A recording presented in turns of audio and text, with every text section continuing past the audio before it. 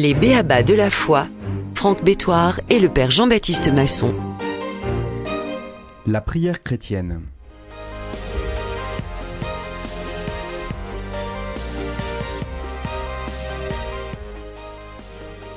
Cher père Jean-Baptiste, vous connaissez l'expression « croyant non pratiquant ». Peut-on être croyant, croire en Dieu sans pratiquer la prière, justement ? Quelle est l'importance de la prière dans la vie chrétienne ? Alors, la prière, effectivement, vous faites bien de le relier à la pratique. C'est déjà une manière de mettre en pratique sa foi. Et de fait, une foi qui n'est pas exercée dans la prière, elle est morte. Et donc, c'est d'abord un commandement de Jésus. On voit, il insiste beaucoup. Il dit plusieurs fois, veillez et priez dans ses enseignements, à l'approche de la Passion, à Gethsémani. Saint Paul dit aussi aux chrétiens, priez sans cesse. Il formule cette recommandation. Et donc, on voit, c'est même plus qu'une recommandation, c'est un commandement de prier. Et donc, si Jésus nous commande de prier, c'est que c'est nécessaire. Et c'est ça qu'il faut bien comprendre. Il nous le demande parce qu'on en a besoin. Et donc, on ne peut pas mener une vie chrétienne, épanouir sa vie chrétienne sans la prière. Et donc, parfois, on oppose l'engagement chrétien à la prière en disant il s'agit d'abord de s'engager auprès des gens et la prière sera un peu une perte de temps.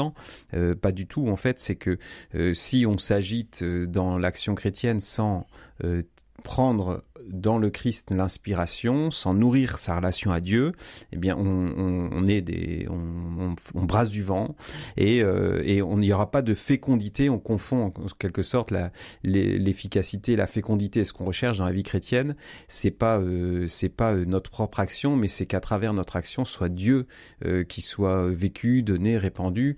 Voilà, c'est pas nous les sauveurs du monde. Donc si on va pas chercher la présence de Dieu à la racine dans la prière, il n'y a pas de sève, donc il n'y a pas d'énergie, et ce qu'on fait n'est pas marqué au coin de la présence de Dieu, n'a pas cette fécondité de l'action divine. Cher Père Jean-Baptiste, dans l'Évangile, Jésus quittait la foule après des guérisons pour partir à l'écart dans un endroit désert pour prier avec son Père. Et la prière de Jésus, on ne sait pas du tout comment, ça devait être absolument incroyable. Et ses disciples n'étaient pas des bons priants, enfin c'est comme ça qu'ils le ressentaient. Et à un moment donné, dans l'Évangile, les apôtres demandent, les disciples de Jésus demandent à Jésus, apprends-nous à prier. Alors la prière chrétienne, est-ce que ça s'apprend et comment faire pour apprendre à prier ? Effectivement, les disciples sont frappés, ils voient Jésus et ça leur donne envie de prier. Et donc nous, on vit dans ce qu'on appelle ce que la règle de Saint Benoît appelle l'oubli. C'est l'oubli de Dieu. Donc le moine, quand il rentre au monastère, il va vivre une école de la suite du Christ, il va apprendre et donc parce que il va sortir de cet oubli, c'est la grâce qui demande, parce que on vit quotidiennement, on a l'impression de pouvoir vivre sans Dieu, mais c'est une illusion. C'est-à-dire que on est dans l'oubli et il faut revenir à notre propre vie en retrouvant la présence de Dieu, en sortant de l'oubli, en reprenant conscience de cette présence de Dieu. Ça, c'est vraiment l'œuvre de la prière et ça prend. Mais la bonne nouvelle, c'est Séraphin de Sarov qui disait, en fait, la prière, vous en faites pas une montagne, c'est la réalité la plus facile parmi toutes les activités humaines, c'est ce qui est le plus facile de la terre, parce que vous pouvez prier en toutes circonstances. Il y a une prière qui accompagne chaque disposition de l'âme, chaque instant de la vie, chaque situation, et donc il mettait en avant le fait que on peut très facilement prier, et la prière est un peu immédiate. Il suffit d'appliquer ce qu'on vit à Dieu, de penser à Dieu. Alors après, il y a aussi cette dimension, effectivement, les disciples disent « apprends-nous à prier à Jésus », et de fait, on va devoir... C'est facile, mais on va devoir apprendre toute la vie.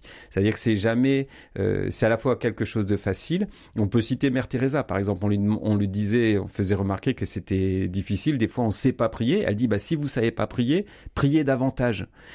Et donc, c'est une manière de dire, il faut s'exercer à la prière. Mais effectivement, toute notre vie, y compris quelqu'un qui a des années d'expérience dans la vie de prière, il va devoir apprendre et réapprendre à prier. Donc, c'est à la fois quelque chose de facile, en même temps quelque chose qu'il faut toujours apprendre parce que, en fait, c'est d'ordre de la relation vivante à Dieu et ça s'entretient.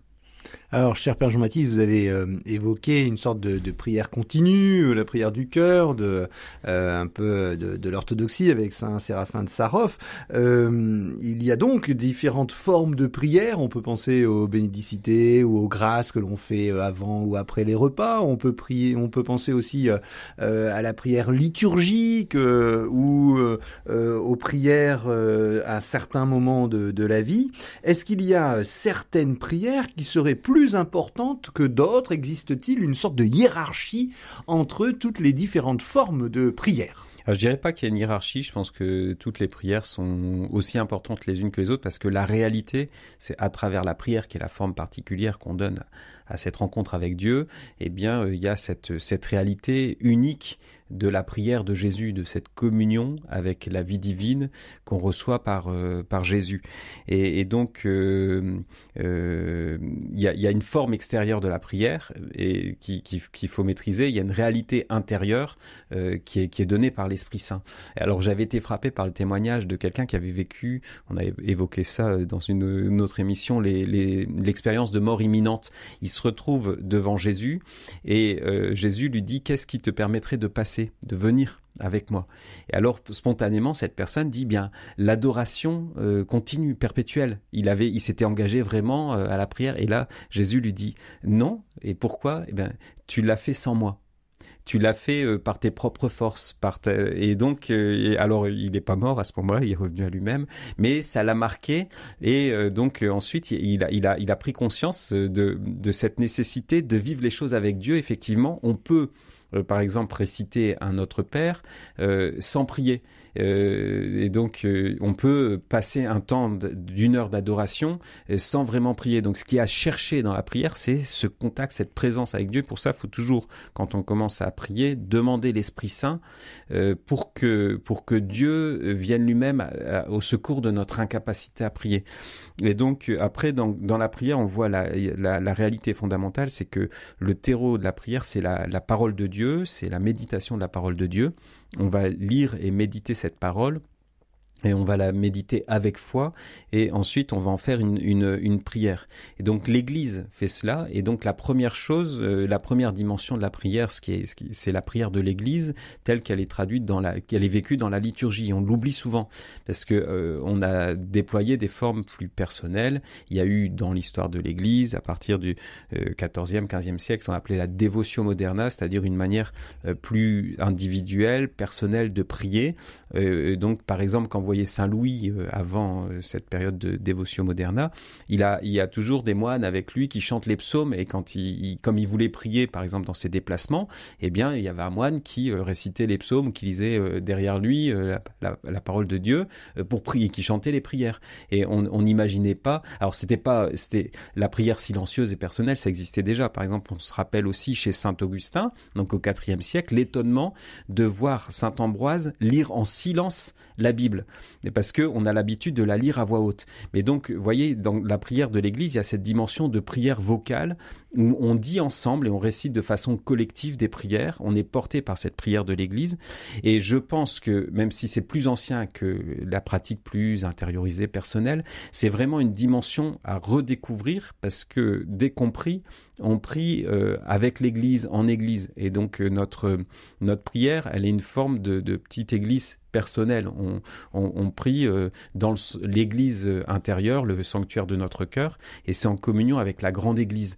Et donc, lorsqu'on récite, on est à la messe, parfois un prêtre va réciter sa messe, mais non, il faut qu'il habite les prières qu'il dit, et que on est dans une liturgie participative. C'est important, chacun aussi, de s'associer et de vivre son chemin spirituel et cette communion à Dieu à travers la prière de la liturgie, et notamment la prière eucharistique, qui est vraiment la grande prière de l'Église, avec les paroles de Jésus et la présence du Christ. Et l'Eucharistie, c'est ce qui va nous aider aussi à comprendre le dynamisme de la prière et à le vivre.